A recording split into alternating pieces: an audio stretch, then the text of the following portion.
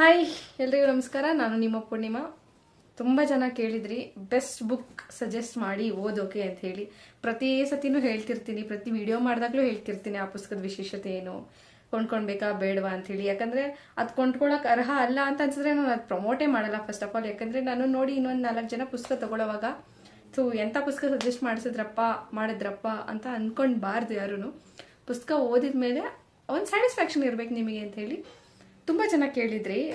ತುಂಬ ಒಳ್ಳೆ ಪುಸ್ತಕಗಳು ಯಾವುದಾದ್ರೂ ಇದ್ರೆ ಅಂಥದ್ದು ಸಜೆಸ್ಟ್ ಮಾಡಿ ಅಂತ. ಯಾಕಂದರೆ ಕೆಲವರ ಬರಹಗಳು ಇಷ್ಟ ಆಗೋದಿಲ್ಲ. ಅವ್ರ ಲೆಫ್ಟು, ಇವ್ರ ರೈಟು, ಅವ್ರ ಲೆಫ್ಟಿಸ್ಟು, ಇವ್ರ ರೈಟಿಸ್ಟು ಅಂತ ಹೇಳಿ. ಸೊ ನನ್ನ ಹತ್ರ ಇವಾಗ ಒಂದಷ್ಟು ಪುಸ್ತಕಗಳಿದ್ದಾವೆ. ಇವತ್ತು ನಾನು 10 ಪುಸ್ತಕನ ನಿಮ್ಗೆ ಇಂಟ್ರೊಡ್ಯೂಸ್ ಮಾಡ್ತೀನಿ. ಅದರಲ್ಲಿ ನೀವು ಅದನ್ನು ಯಾವ ಝೋನಿಗೂ ಸೇರಿಸೋಕೆ ಆಗೋದಿಲ್ಲ. ಎಲ್ಲರೂ ಸಮಾನವಾಗಿ ಓದಬಹುದಾದಂತಹ ಪುಸ್ತಕ, ನಿಮಗೆಲ್ಲ ಇಷ್ಟ ಆಗುತ್ತೆ ಅಂತ ಭಾವಿಸ್ತೀನಿ. ಮೊದಲನೇ ಪುಸ್ತಕ ತಾರಿಣಿ ಚಿದಾನಂದ್ ಅವರ ಮಗಳು ಕಂಡ ಕುವೆಂಪು. ಇದು ಕುವೆಂಪು ಅವರ ಮಗಳು ತಾರಿಣಿ ಅವರು ಬರೆದಿರೋ ಪುಸ್ತಕ. ಯಾಕೆ ಈ ಪುಸ್ತಕ ಓದಬೇಕು ಅಂತ ಹೇಳಿದ್ರೆ, ಫಸ್ಟ್ ಥಿಂಗ್, ವಯಸ್ಸು ಆಗ್ತಾ ಈಗ ನಾವು ಸಣ್ಣವರಿದ್ದಾಗ ನಮ್ಮನ್ನ ನಮ್ಮ ತಂದೆ ತಾಯಿ ನೋಡ್ಕೊತಾರೆ. ವಯಸ್ಸು ಆಗ್ತಾ ಅವ್ರಿಗೆ ವಯಸ್ಸು ಆಗ್ತಿದ್ದಂಗೆ ಅಂದರೆ ಅವ್ರಿಗೆ ಏಜ್ ಏನೇನೋ ಹೇಳ್ತಾ ಇದ್ದೀನಿ, ಸಾರಿ ಗೊತ್ತಿಲ್ಲ, ಫುಲ್ ಕಾನ್ಶಿಯಸ್ ಆಗಿಬಿಟ್ಟಿದ್ದೀನಿ. ನಮ್ಮ ತಂದೆ ತಾಯಿಗೆ ವಯಸ್ಸಾಗ್ತಾ ಅವ್ರನ್ನೇ ಯಾರಾದ್ರೂ ನೋಡ್ಕೊಳ್ಬೇಕು. ಅವ್ರ ವಯಸ್ಸಾಗ್ತಾ ಮಕ್ಕಳ ಥರ ಆಗ್ಬಿಡ್ತಾರೆ ಅವರು ಅಲ್ವಾ. ಹಾಗಾಗಿ ಅವ್ರನ್ನ ನೋಡ್ಕೊಳ್ಳೋದು ಹೇಗೆ, ಅವ್ರಿಗೆ ಅಂದರೆ ಮಕ್ಕಳನ್ನೇ ಹೇಗೋ ಸಂಭಾಳಿಸ್ಬಿಡ್ಬೋದು. ಈಗ ವಯಸ್ಸಾದ ನಮ್ಮ ತಂದೆ ತಾಯಿ ಇದ್ದಾರಲ್ಲ, ಅವ್ರನ್ನ ಸಂಭಾಳಿಸೋದು ಅಥವಾ ಅವರನ್ನ ಏನು ಹೇಳಿ ಸ್ಯಾಟಿಸ್ಫೈ ಮಾಡೋದು ತುಂಬ ಕಷ್ಟ. ಅವ್ರಿಗೆ ಯಾವುದ್ರಲ್ಲೂ ಸ್ಯಾಟಿಸ್ಫ್ಯಾಕ್ಷನ್ ಇರೋದಿಲ್ಲ. ಊಟ ಆಗಲಿ, ತಿಂಡಿ ಆಗಲಿ, ಅವ್ರನ್ನ ನಡ್ಸ್ಕೊಳ್ಳೋ ರೀತಿ ಆಗಲಿ. ಅದು ಬಟ್ ಕುವೆಂಪು ಅವರ ಒಂದು ವೃದ್ಧಾಪ್ಯಕ್ಕೆ ಬರೋದಾದ್ರೆ ತುಂಬ ಅವ್ರು ನಿಜವಾಗ್ಲೂ ಮಗು ಥರ ಆಗ್ಬಿಟ್ಟಿದ್ರಂತೆ. ತುಂಬ ತುಂಟ್ರ ಆಗ್ತಾ ಇದ್ರಂತೆ. ಅಷ್ಟು ತುಂಟತನ ಇತ್ತಂತೆ ಅವ್ರ ವಯಸ್ಸಾಗ್ತಾ. ತುಂಬ ಛೇಡಿಸ್ತಾ ಇದ್ರಂತೆ. ಮಗ ತಂದೆಯನ್ನ ಅಥವಾ ತಾಯಿಯನ್ನ ವಯಸ್ಸಾದ ಸ್ಥಿತಿಯಲ್ಲಿ ನೋಡ್ಕೊಳ್ಳೋದು ಬೇರೆ, ಆದರೆ ಮಗಳು ತಂದೆಯನ್ನ ವಯಸ್ಸಾದ ಸ್ಥಿತಿಯಲ್ಲಿ ನೋಡ್ಕೊಳ್ಳೋದು ಬೇರೆ. ಹೆಣ್ಮಕ್ಳನ್ನ ನೋಡಿ ತಮ್ಮ ತಂದೆ ತಾಯಿನ ವಯಸ್ಸಾದ ಸ್ಥಿತಿಯಲ್ಲಿ ಮಕ್ಕಳ ಥರ ಸಾಕ್ತಾರೆ. ಅದು ನನಗೆ ಕಾಣಿಸಿದ್ದು ಈ ಪುಸ್ತಕದಲ್ಲಿ. ತುಂಬ ಅಂದರೆ ತುಂಬ ಇಷ್ಟ ಆಗುತ್ತೆ. ಯಾರು ಇದನ್ನ ಹೇಟ್ ಮಾಡೋಕೆ ಸಾಧ್ಯನೇ ಇಲ್ಲ. ತುಂಬ ಜನ ಕುವೆಂಪುನ ಹೇಟ್ ಮಾಡ್ತಾರೆ. ಹೌದು, ನಾನು ಅನ್ಕೊಂಡಿದ್ದೆ ಕುವೆಂಪು ರಾಷ್ಟ್ರಕವಿ, ವಿಶ್ವಮಾನವ, ಯಾರು ಅವ್ರಿಗೆ ಅಜಾತ ಶತ್ರುಗಳಿರಲ್ಲ ಅಂತ. It's wrong. ತುಂಬ ಜನ ಒಂದು ಹೇಳ್ಬಾರ್ದು, ಅದು ಮೆನ್ಷನ್ ಮಾಡಬಾರ್ದು, ಆ ಥರ ಎಲ್ಲ ಕಮೆಂಟ್ ಮಾಡ್ತೀರಾ. It's not good. ಕುವೆಂಪು ಅವ್ರ ಬಗ್ಗೆ ಕಂಪ್ಲೀಟಾಗಿ ನೀವು ತಿಳ್ಕೊಳ್ದೆ ಅವ್ರ ಬಗ್ಗೆ ಕಮೆಂಟೇ ಮಾಡಬೇಡಿ ದಯವಿಟ್ಟು. ಸೊ ಈ ಪುಸ್ತಕ ಮಗಳು ಕಂಡ ಕುವೆಂಪು, ತಾರಿಣಿ ಅವರ ಪಾಯಿಂಟ್ ಆಫ್ ವ್ಯೂ ಅಲ್ಲಿ ಅವ್ರ ತಂದೆ ಹೇಗಿದ್ರು ಅನ್ನೋ ಪುಸ್ತಕ. ನಿಜವಾಗ್ಲೂ ಇಷ್ಟ ಆಗುತ್ತೆ, ತಗೊಂಡು ಓದಿ. ಈ ಪುಸ್ತಕದ ಬೆಲೆ ಬಹುಶಃ ಎಷ್ಟಿತ್ತೋ ಗೊತ್ತಿಲ್ಲ. ಇದು ತೊಗೊಂಡು ತುಂಬ ವರ್ಷಗಳೇ ಆಗಿದೆ, ಬಟ್ ಇವಾಗ ಜಾಸ್ತಿ ಆಗಿರಬಹುದೇನೋ. ಇದು ತೊಗೊಂಡಾಗ 240 ರೂಪಾಯಿ ಇತ್ತು, ಇವಾಗ ಸ್ವಲ್ಪ ಜಾಸ್ತಿ ಇರಬಹುದೇನೋ. But worth it. 240 ರೂಪಾಯಿ ಕೊಟ್ಟು 250 ರೂಪಾಯಿ ಕೊಟ್ಬಿಡೋದು. ಯಾವ್ಯಾವ ತುಕಾಲಿ ಫಿಲಮ್ ಎಲ್ಲ ನೋಡ್ತೀರಾ, 240 ರೂಪಾಯಿ ಕೊಟ್ಟು ಬುಕ್ ತೊಗೊಂಡೋದಕ್ಕಾಗಲ್ವಾ. ಡೆಫಿನೆಟ್ಲಿ ತೊಗೊಂಡು ಓದಲೇಬೇಕು. So let's go to second book. Kailasam ಅವರ ಸಾಹಿತ್ಯದ ಬಗ್ಗೆ, ಅವರ ನಾಟಕಗಳ ಬಗ್ಗೆ, ಕೃತಿಗಳ ಬಗ್ಗೆ ಎಲ್ಲ ಕೇಳಿರ್ತೀರ. ಕನ್ನಡಕ್ಕೊಬ್ಬನೇ ಕೈಲಾಸಂ. ಇದನ್ನು ಬರ್ತಿರೋರು BS ಕೇಶವರಾವ್ ಅವರು. ಯಾರಿಗೆ ಗೊತ್ತಿರೋದಿಲ್ಲ ಕೈಲಾಸಂ ಬಗ್ಗೆ. ಅವರ ಮಾತೃಭಾಷೆ ಮೂಲ ತಮಿಳಿಗರಾದರೂ ಅವರು ಕನ್ನಡಕ್ಕೆ ತುಂಬ ಕೊಡುಗೆ ಇದೆ. ಆದರೆ ಅವ್ರು ಬದುಕಿದ ರೀತಿ ತುಂಬ ಸಂಭಾವ್ಯರಾದರೆ, ಹಿಂಗೆ ಬದುಕಬಾರ್ದು ಅಂತ ಏನೇನೋ ತಲೆಯಲ್ಲಿದ್ದರೆ, ಅಥವಾ ತಪ್ಪು, ಈ ರೀತಿ ಇರಬೇಕು ನಾಗರಿಕರು ನಾವು ಅಂತ ನಾವೇನೇನೋ ಅಂದ್ಕೊಂಡಿದ್ರೆ, ಇವ್ರ ಜೀವನ ಶೈಲಿ ನಿಮ್ಗೆ ನಿಜವಾಗ್ಲೂ ಇಷ್ಟ ಆಗೋದಿಲ್ಲ. ತುಂಬ ಒಂಥರ ಹೀನಾಯವಾಗಿ ಬದುಕಿದ್ರೆ ಏನು ಅಂತ ನಮ್ಗೆ ಅನ್ಸುತ್ತೆ. ಯಾಕಂದರೆ ಮೇಸ್ಟ್ ಅಲ್ವಾ, ನಾವೊಂದು ಟೈಮ್ ಟೇಬಲ್ ಹಾಕೊಂಡ್ಬಿಟ್ಟಿರ್ತೀವಿ, ಹಿಂಗೇ ಇರಬೇಕು, ಅಥವಾ ನಮಗೊಂದು ವೇ ಆಫ್ ಲಿವಿಂಗ್ ಇರುತ್ತೆ. ಅದೆಲ್ಲವನ್ನ ಬಿಟ್ಟವರು ಯಾರು, ನಮ್ಮ ಕೈಲಾಸಂ, TP ಕೈಲಾಸಂ ಅವರು.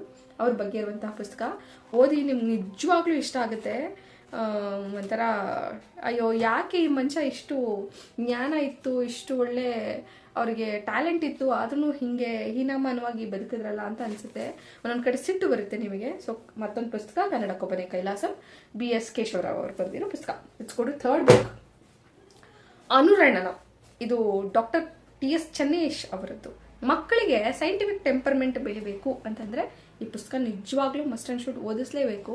ಯಾಕಂದ್ರೆ ತುಂಬ ಸೂಡೋ ಸೈನ್ಸ್ ಫಾಲೋ ಮಾಡ್ತಾ ಇದೀವಿ ನಾವು ಇತ್ತೀಚೆಗೆ.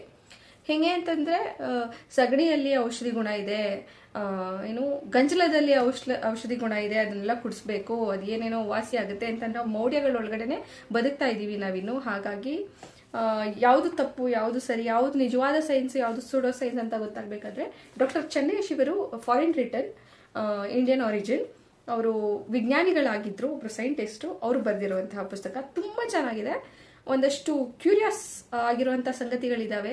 ಯಾವ ಯಾವ ತರಕಾರಿಗಳು ಇಂಡಿಯಾದಲ್ಲ, ಯಾವ ಯಾವ ತರಕಾರಿಗಳು ಯಾವ ಯಾವ ದೇಶದಿಂದ ಇಂಪೋರ್ಟ್ ಮಾಡ್ಕೊಂಡಿದ್ದು ನಾವು, ಇವಾಗ ನಮ್ಮ ದೇಶದ್ದೇ ಆಗೋಗಿದೆ ಅಂತನೋ ಎಲ್ಲ ವಿವರಗಳು ಇದರಲ್ಲಿದೆ. ನಿಮ್ಗೆ ಗೊತ್ತಾ, ಟೊಮೆಟೊ ನಮ್ಮ ದೇಶದಲ್ಲ, ಮೆಣಸಿನ್ಕಾಯಿ ನಮ್ಮ ದೇಶದಲ್ಲ, ಹೂಕೋಸು, ಎಲೆಕೋಸು ಯಾವುದು ನಮ್ಮ ದೇಶದಲ್ಲ, ಆ್ಯಪಲ್ ಕೂಡ ನಮ್ಮ ದೇಶದಲ್ಲ. ಹಾಗೆ ತುಂಬ ಹಣ್ಣುಗಳಿದ್ದಾವೆ.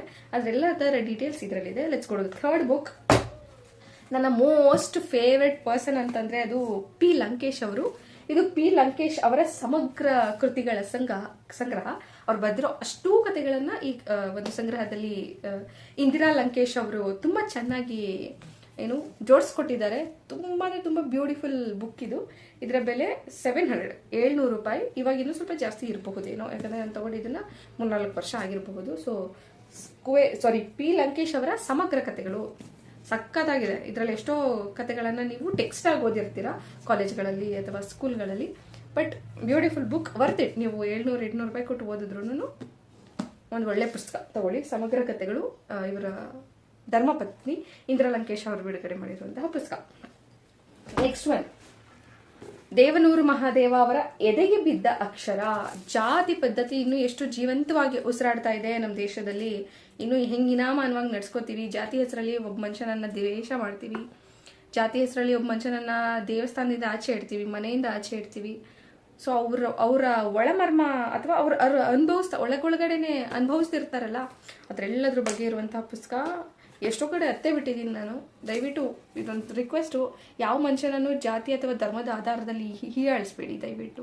ಇದರ ಒಂದು ಸೀನ್ ಬರುತ್ತೆ, ದೇವನೂರು ಮಹಾದೇವ ಅವ್ರ ಮನೆಯ ಕಕ್ಕಸ್ಗುಂಡಿ ಕಟ್ಕೊಂಡು ಬಿಟ್ಟಿರೋದಂತೆ. ಇವ್ರು ಆ್ಯಕ್ಚುಲಿ ಕ್ಲೀನ್ ಮಾಡೋಕ್ಕೆ ಟ್ರೈ ಮಾಡ್ತಾರೆ, ಅವ್ರ ಹೆಂಡತಿನೂ ಟ್ರೈ ಮಾಡ್ತಾರೆ. ಅದ್ರದ್ದು ಆಗೋದಿಲ್ಲ, ಕ್ಲೀನ್ ಆಗೋದಿಲ್ಲ. ಆಗ ಒಬ್ಬ ಕ್ಲೀನ್ ಮಾಡುವಂತಹ ಒಬ್ಬರು ವ್ಯಕ್ತಿಯನ್ನು ಕರೆಸಿ ಕ್ಲೀನ್ ಮಾಡಿಸ್ತಾ ಇರ್ತಾರಂತೆ. ಆತ ಟಾಯ್ಲೆಟ್ ಒಳಗಡೆ ಕೈ ಹಾಕಿ ಅದನ್ನೆಲ್ಲ ಕ್ಲೀನ್ ಮಾಡ್ತಿರ್ತಾನಂತೆ. ಇವ್ರಿಗೆ ಅಯ್ಯೋ ಅನ್ಸ್ಬಿಡುತ್ತಂತೆ, ಥೂ ಯಪ್ಪ ಅಂತ. ಅವ್ರನ್ನ ಕರೆದು ಕೇಳಿದ್ರಂತೆ, ಇಷ್ಟೆಲ್ಲ ಗಲೀಜು ಮಾಡಿರ್ತೀವಿ ನಾವು, ಅಥವಾ ಎಲ್ಲರೂ ಯೂಸ್ ಮಾಡೋಂಥ ಟಾಯ್ಲೆಟು, ಅದನ್ನು ಕೈ ಹಾಕಿ ಕ್ಲೀನ್ ಮಾಡಬೇಕಾದ್ರೆ ನಿಮ್ಗೇನು ಅನ್ಸೋದಿಲ್ವ ಅಂತ. ಅದಕ್ಕೆ ಅವರು ಕ್ಲೀನ್ ಮಾಡೋರು ಹೇಳಿದ್ರಂತೆ, ಅದಕ್ಕೆ ಯಾಕೆ ಮ್ಯಾಮ್ ಏನು ಅನ್ಕೊಳ್ಬೇಕು ನಾವು, ಅದಕ್ಕೇನು ಅನ್ಸುತ್ತೆ, ಏನು ಅನ್ಸೋದಿಲ್ಲ, ಕ್ಲೀನ್ ಮಾಡ್ಕೊಂಡು ಬಿಡ್ಬೇಕಾದ್ರೆ ಎಲ್ಲರೂ ಅದನ್ನು ಮಾಡಿರೋರೆಲ್ಲ ನಮ್ಮ ಮಕ್ಕಳು ಅಂದ್ಕೊಂಡ್ಬಿಟ್ರೆ ಆಯಿತು ಅಂತ. ಅದೊಂದು ಸೀನ್ ನಂಗೆ ತುಂಬ ನಾಟಿತ್ತು. ಸೊ ಎದೆಗೆ ಬಿದ್ದ ಅಕ್ಷರ, ದೇವನೂರು ಮಹಾದೇವ. ಈ ಪುಸ್ತಕನ ತುಂಬ ಜನ ಕೇಳಿದ್ರಿ ನನಗೆ. ಆ 18 ದಿನಗಳು ತುಂಬ ಬ್ಯೂಟಿಫುಲ್ ಬುಕ್ಕು. ಇದು 650 ರೂಪಾಯಿ ಇದರ ಬೆಲೆ. ಈ ಪುಸ್ತಕ ನಿಮಗೆ ಇವಾಗ ನವ ಕರ್ನಾಟಕ ಪ್ರಕಾಶನದಲ್ಲಿ ಸಿಗುತ್ತೆ. ಮೊನ್ನೆ ಕನ್ನಡ ಸಾಹಿತ್ಯ ಸಮ್ಮೇಳನ ಮಂಡ್ಯದಲ್ಲಿ ಈ ಪುಸ್ತಕದ ಮಾರಾಟ ಆಗ್ತಾ ಇತ್ತು. ತುಂಬ ಜನ ಕೇಳಿದ್ದೆ ನಾನು, ತುಂಬ ಜನ ಕೇಳಿದ್ರಿ. ನಾನು ಅನ್ಕೊಂಡಿದ್ದೀನಿ ಈ ಪುಸ್ತಕನ ಆಡಿಯೋ ಬುಕ್ ಥರ ಬಿಟ್ ಬೈ ಬಿಟ್ ಓದೋಣ ನನ್ನ ಯೂಟ್ಯೂಬ್ ಚಾನಲ್ನಲ್ಲಿ ಅಂತ. I will try definitely. ಯಾಕಂದರೆ ತುಂಬ ದೊಡ್ಡ ಪುಸ್ತಕ, ಇಷ್ಟು ಪುಸ್ತಕವನ್ನು ಕವರ್ ಮಾಡೋಕ್ಕೆ ತುಂಬ ಟೈಮ್ ತಗೊಳುತ್ತೆ. But it's okay, let me try. But ಇದು 650 ರೂಪಾಯಿ ಪುಸ್ತಕ. ಇದು ನವ ಕರ್ನಾಟಕ ಪ್ರಕಾಶನದಲ್ಲಿ ಇವಾಗ ಲಭ್ಯ ಇದೆ. ಇದ್ರ ಬಗ್ಗೆ ಡೀಟೇಲ್ಡ್ ಆಗಿ ಆಲ್ರೆಡಿ ಒಂದು ರೀಲಲ್ಲಿ ಹೇಳ್ಬಿಟ್ಟಿದ್ದೀನಿ, ಒಂದ್ಸತಿ ಚೆಕ್ ಮಾಡಿ. Thank you. Next book I love money. Okay, ಮನುಷ್ಯನ ಜೀವನದಲ್ಲಿ ದುಡ್ಡು ಅನ್ನೋದು ಎಷ್ಟು ಮುಖ್ಯ ಅಂತ ಹೇಳಿ, ಅದು ಮಿಡಲ್ ಕ್ಲಾಸ್ ಜನಗಳಿಗೆ ಎಲ್ಲೆಲ್ಲಿ ಖರ್ಚು ಮಾಡ್ತೀವಿ, ಎಲ್ಲೆಲ್ಲಿ ಉಳಿಸ್ಬೇಕು, ಎಲ್ಲೆಲ್ಲಿ ಸೇವ್ ಮಾಡಬೇಕು, ಯಾವುದಕ್ಕೆ ಕಡಿವಾಣ ಹಾಕಬೇಕು, ಅಥವಾ ಹಣದ ಹರಿವು ಯಾವ್ಯಾವ ರೀತಿ ಆಗಬಹುದು, ಅದನ್ನೆಲ್ಲ ನಾವು ಹೇಗೆ ಸಂಭಾಳಿಸಬೇಕು ಅಂತ ಅನ್ನೋದ್ರ ಬಗ್ಗೆ ಬರೆದಿರುವಂಥ ಪುಸ್ತಕ. ಗೊತ್ತಿಲ್ಲ ಇದು ಇವಾಗ ಎಲ್ಲಿ ಸಿಗುತ್ತೆ ಅಂತ, ಬಟ್ ಇದರಿಂದ ನನಗೆ ತುಂಬ ಹೆಲ್ಪ್ ಆಗಿದೆ. ನಾನು ದುಡ್ಡು ಸೇವ್ ಮಾಡೋದಿರ್ಬೋದು, ಅಥವಾ ಖರ್ಚಿನಲ್ಲಿ ಅಳತೆ ಇಟ್ಟು ಖರ್ಚು ಮಾಡೋದು, ಅದ್ರ ಬಗ್ಗೆ ಎಲ್ಲ ನನಗೆ ತುಂಬ ಜ್ಞಾನ ಬಂದಿದ್ದು ಈ ಪುಸ್ತಕದಿಂದ. ಇದರ ಹೆಸರು I love money, Suresh Padmanabhan ಅವರು ಬರೆದಿರುವಂತಹ ಪುಸ್ತಕ. Let's go to next book. ಮುಂದಿನ ಪುಸ್ತಕ ಬೀದಿ ಮಕ್ಕಳು ಬೆಳೆದೋ. ಇದು ಗಾದೆಗಳ ಸಂಕಲನ. ಎಷ್ಟು ಗಾದೆ ಇದೆ ಅಂತಂದ್ರೆ ಇಮ್ಯಾಜಿನು ಮಾಡ್ಕೊಂಡಿರಕ್ಕಾಗಲ್ಲ ನೀವು, ಅಥವಾ ಇಲ್ಲಿ ತನಕ ಕೇಳೂ ಇರಲ್ಲ, ಅಷ್ಟು ಪುಸ್ತಕ ಇದೆ. ಇದನ್ನ ಬರೆದಿರೋರು ಕಾಳೇಗೌಡ ನಾಗವಾರ ಅವರು. ಜನಪದ ಸಾಹಿತ್ಯಕ್ಕೆ ತುಂಬ ಹೆಸರುವಾಸಿಯವರು. ಇಷ್ಟು ಗಾದೆಗಳಿದೆ ಇದರೊಳಗಡೆ, ಪಡೆನುಡಿಗಳಿದೆ. ಅಂದರೆ ತುಂಬ ಪಡೆನುಡಿಗಳನ್ನ, ಗಾದೆಗಳನ್ನ ನಾನು ಇದೇ ಪುಸ್ತಕದಿಂದ ಬಳಸಿ ರೀಲ್ಸ್ಗಳನ್ನ ಅಥವಾ ಶಾರ್ಟ್ಸ್ಗಳನ್ನ ಮಾಡಿದ್ದೀನಿ, ಚೆಕ್ ಮಾಡಿ.